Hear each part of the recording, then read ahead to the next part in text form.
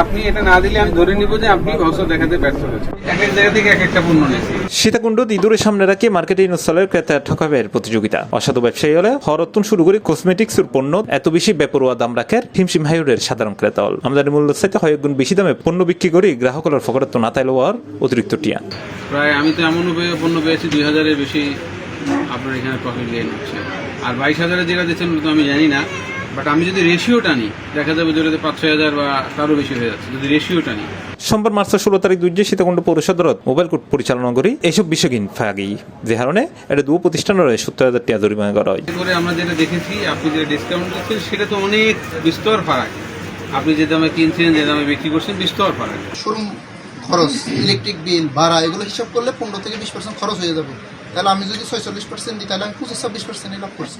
অভিযানের নেতৃত্ব দিয়ে নির্বাহী ম্যাজিস্ট্রেট ও সহকারী কমিশনার ভূমি আব্দুল্লাহ আল মামুন। অভিযানত অতিরিক্ত দামে হর বিক্রি এবং হর আমদানির প্রয়োজনীয় কাগজপত্র দেখাত না পারণে কলেজ রুল ক্লাসিক কালেকশনের 40,000 টাকা এবং পোশাক বাজারের 30,000 টাকা জরিমানা করা হয়।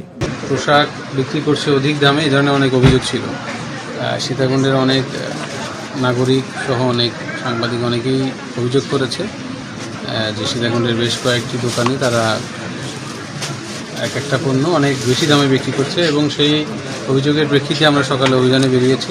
এটা আমার দ্বিতীয় স্পট যেখানে অভিযান চলমান রয়েছে এখনও, যেখানে আমরা ভাউচার দেখতে চাই যে সে আসলে কত দামে পণ্য কিনেছে। তো উনি অনেক ভাউচার দেখালো, ঠিক যুক্তি বা প্রমাণ হিসেবে একটি ভাউচারকে আমরা সঠিক হিসেবে গ্রহণ করতে পেরেছি এবং সেটার বিষয়ে আমরা সেটা আমলে নিয়েছি। এবং ওই জায়গাটাতে দেখা যাচ্ছে যে উনি ওই পণ্যে প্রায় 46 প্লাস আপনার হলো যে তার প্রফিট নির্ধারণ করেছে।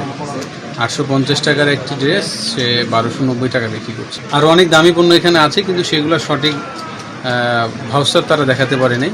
অনেক ভাউচারই তারা এখানে প্রদান করেছে কিন্তু সেটা যুক্তিযুক্ত হয়নি। আমরা সেটাকে সঠিক প্রমাণের অভাবে সেগুলো আমলে নিতে পারিনি।